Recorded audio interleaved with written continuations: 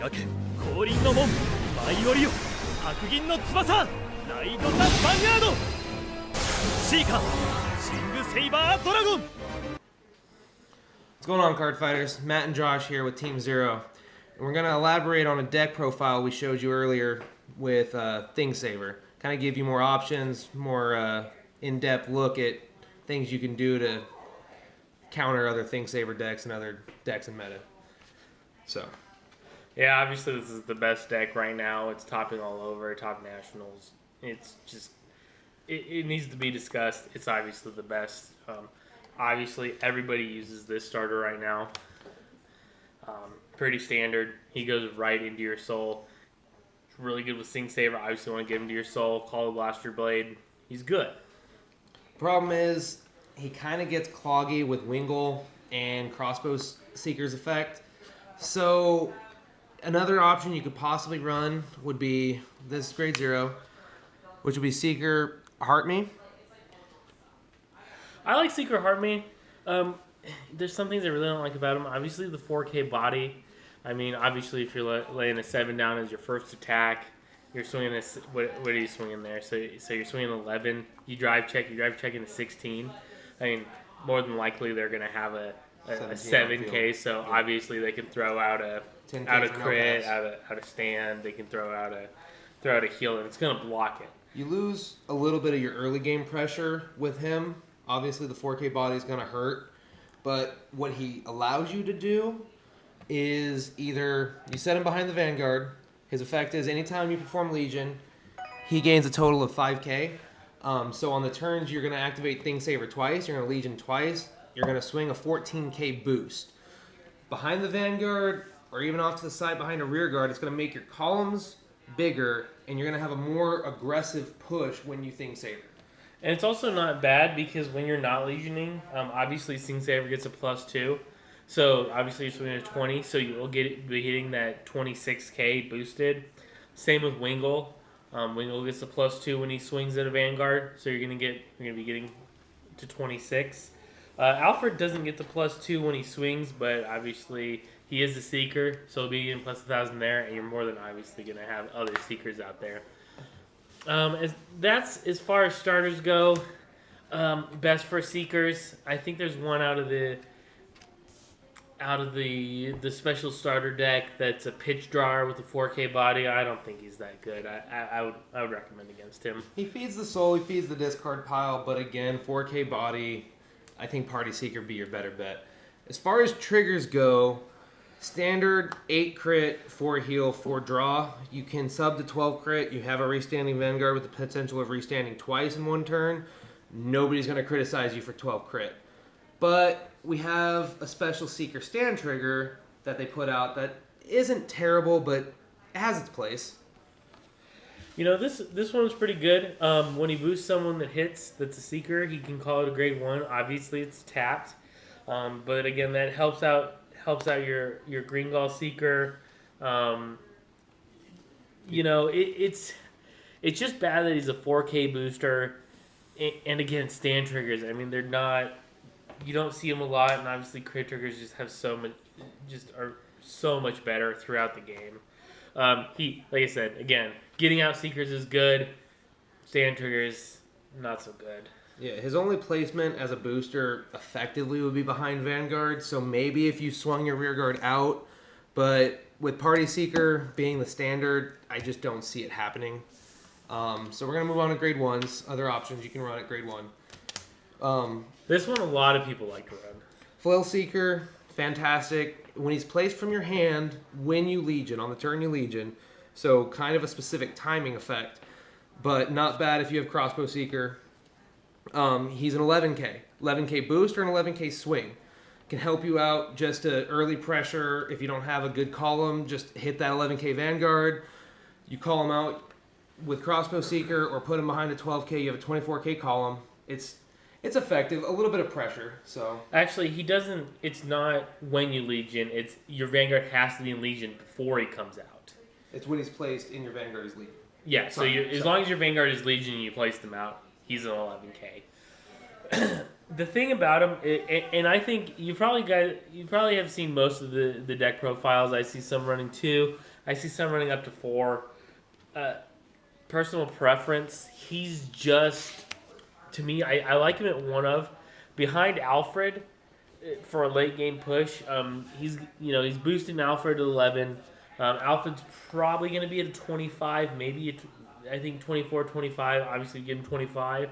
You're going to give him to 36, and that 36 plus crit at the end of the game, really hard to block unless they have a PG, but they probably expired their hand trying to guard against Thing Saver.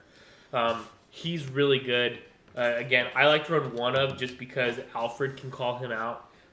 Because your crossbow seeker can call him out. I like him. But I like him at 1 of. But again, I'm kind of more of a defensive player, so that's why. Definitely good tech for aggro. A lot of versatility. Next, we're going to go into Eagle here. Seeker Rune Eagle. It's a standard Legion 10k booster. It's never a bad thing. Again, if you're running a starter that you're going to swing out to a rear guard position, not behind the Vanguard, or after Party Seeker, he's going to give that 10k boost to any Legion, and it's just going to, be a little bit more stress on your opponent. I don't like him as much as I like the last card, simply for the fact, he's more consistent. He's consistently attacked. But I mean that 1 could really set your Alfred up. That 1,000 damage could really. I'm sorry. The 1,000 boost can really make your Alfred a 36 or a 35, and obviously a 36 is gonna change their block value unless they're cross ridden. But I mean, only brawlers really cross ride nowadays, and we're just talking about Legion decks. I'm not a huge fan. He's interesting. He can be good. Never bad when you're swinging a minimum of 20k column. I guess 20k doesn't do you too good. 22 in most Legions in this deck. 21. It's just free pressure. Best booster you're gonna get every turn that you're Legion. A quick honorable mention. You have to give it to the Quintet Wall. Problem being, your counterblasts are pretty much all accounted for in this deck. No constant or easy unflipper. It's just an on-hit boosting unflipper. So, again, can be played. I wouldn't recommend it, but, they have their place. They feed the discard pile. They have advantages. I actually really like Quintet Walls in this deck. In the Legion format. The thing is, you put PG, that's 2 cards out of hand. Quintet Wall, and again, you're not guaranteed a complete block. However, only using 1 card to call out 5 cards. I mean, that's less cards you're getting rid of from your hand. Again, I mean, obviously a Seeker. You really want to get Seekers in the deck. She's good though, just because you don't want to expire your hand trying to block something. But again, counterblast heavy. Why is she so bad? All right, next we're going to move on to grade 2s. For the most part, special one. For the most part, all your grade 2s are practically the same. We're going to start off with your Special Interceptor, Blade Gall Seeker. Now, most decks don't run Special Interceptors. The 8K, it's that 8K It's box. because Seekers don't have mostly all the 8K boosters are only for generic non. So if there's obviously Marin or Sage Marin who's an 8K booster, but she's not a Seeker, so you don't run in the Seeker deck. But what Seekers allow you to do with Crossbow and with Wingle is search out a specific unit. So even tacking 1 into a deck can allow you to, on the turn, you Legion with Wingle, say you don't have a whole lot of block value, get a free call out here. He's a special interceptor. He's going to buy you a turn. Yes, with a 7K booster, you're looking at a 13, 14, whatever K column. But, it's your first swing, or maybe you hope for a trigger, pick off a rear guard. It's just that added protection. 1 of's not going to hurt, plus you have the chance of searching out any specific unit you need. Well, it's also nice because these kind of counteract each other. You want to get pressure by calling 2s out. Calls a 2, calls a 2. So if you get this early enough, he's a really good Special Interceptor just because you're calling out so many 2s with these cards. Another grade 2 you got to mention. I mean, It's your 10k vanilla. If you're not running the Legion mate for it, the grade 3 Legion, which isn't worth running, it's not necessarily going to fit in the deck too well. The only advantage to a 10k body is riding at grade 2.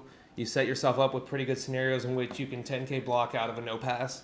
Yeah, and he's actually card isn't gonna be hit because he's a 14, so that again that 10k shield isn't gonna stop from a trigger.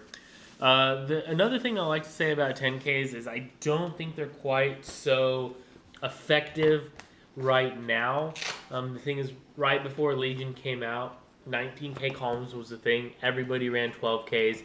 Obviously, you had your 7k boosters. Always could get to a 19. So I mean, if they want to swing at you with a 19, you can guard him with perfect shield. You can guard him with the 10k shield and still save him. Or if they swing at you with a 19 against your 12k swinger, well, he's gonna die because you're not gonna try to waste 2 cards saving him for the most part. Probably the most commonly played grade 2 outside of the ones I showed you earlier will be Light Blaze Dragon. Now, Light Blaze Dragon is a promo mate to the Seeker Legion they gave out with the promo Legion packs. What the mate does, he's a 9k body, but when he hits a Vanguard, he allows you to give 5k to another unit with Seeker. What this does is makes your opponent go, well, I got to block that attack. It forces a block. Yeah, it pretty much, because if they don't block that first attack, you're going to give 5k to your other rear guard or your Vanguard and make their night, a little bit harder. That's an extra shield they're going to have to waste. So running him at 2, possibly 4 of, not completely unfeasible. He's got a lot of pressure if that's what you're trying to do. If you're not necessarily trying to control and you just want to, blitzkrieg your opponent, that's what he's here for. Obviously, he has a Seeker name. Not enough can be said about the card. Obviously, they're gonna guard it unless you swing your Vanguard first and can put triggers to him, and then possibly give it to another rear guard. Again, it gets better and better. But a lot of pressure. With Legion, scenarios. There's so much early guarding, and it's obviously you want to get cards into the discard pile. Obviously, you're afraid of your opponent's big turn. Makes sense. So he's going to force that guard early, or they're going to pay later. So I really like him. Again, you're calling out a lot of thieves from the deck. He's worth it. All right. On to grade 3s. Pretty much, besides Wingle and Thingsaver, the only most commonly played grade 3 would be Alfred. Now, Alfred fits really well in the deck. You can substitute him for any number of Wingles. I mean, he's topped at 4 Thingsaver, 4 Alfred, and he's topped at 1 Alfred, 3 Wingle, 4 Thingsaver. As long as you have 4 Thingsaver, it pretty much doesn't matter if you run either of these two in any combination. You're going to be a pain in the ass. Period. Yeah, any combination of these two can be good. I mean, obviously, Thingsaver is the best card in the deck. He's your finisher or your starter. It doesn't matter. You're going to restand at 21, 22, or 22 plus. Your period. That's MVP of the deck. Your supporting cast, you can change it up, but what Alfred allows you to do, he gets 1,000 for every card, every Seeker you have. Unit. So if he has, obviously, if he's mated with the Blaster Blade to Seekers is getting +1 here. So I mean, what you're getting +6. So you're swinging into 26 by unboosted. Really good. If you get to call. If you have a flail behind him, you're getting up to 36 crit, maybe 36, 37. The thing about it's that early pressure and how willing you are to commit to the field. If you like aggressive play styles, Alfred's for you. You want to call all your cards to the field, get that crit, and your opponent's going to be afraid of it enough to maybe overblock. And sometimes they say a good offense is the best defense, or vice versa. A good defense, best defense is a good offense. Well, you know how it works. So, again, like I said, how much do you want to commit to your field? How comfortable do you feel throwing your hand down, getting that crit, pushing your opponent to the limit right off the bat? I think what Alfred gives you in a deck is, first off, I think in a mirror match, Alfred gives you a little bit more of an advantage against another Thingsaver deck. Since most Thingsavers run 4 and 4 or 4-1-3 or 4-1-4. I see 3-1-4. 4-2-2. 4-2-2. I see, and then one was 3-4, and that's because they wanted to sub in Another crossbow. another crossbow. Obviously, one counterblast to call it anything really good. I think if you run a heavy Alfred build, you're more banking on him providing pressure as opposed to hitting your Thing Saver more than once. Yeah, it's almost like Alfred's going to be your starter and your big pressure, and Thing Saver's going to be your big finisher. Whereas if you're running Wingles your starter. Here, Thing Saver's your big Thing Saver's to destroy their hand, and then Alfred's your finisher. So obviously there's different intricacies in the threes. But again, like I said, all three equations have him in it at 4 of. Vanguard. I mean, with Vanguard, it's all about speed, and the truth is, I usually am a slower card player. I like my decks to do a lot of things, but if you're all about speed, those are your two to go with. If you want to play a little more defensive build, I mean, it's tested as true. You know, you fill your field, you build your soul, you go to him. You can finish with him, or like I said, 4 and 4. Start off with Alfred. You gotta run 4 crossbows. Make sure you hit your field full. You're only banking on 1 restand with Thing Saver, but usually that's all you need. So that's kind of gonna conclude our Thing Saver discussion. There's other 1s and 2s, kind of different quantities you want to run, but again, that's kind of really up to the play style, kind of up to your 3s as well. So we could go into each one. However, pretty much the rest of the deck is rather cookie cutter. You guys get the base idea, but that's kind of the different options. Take it as you will.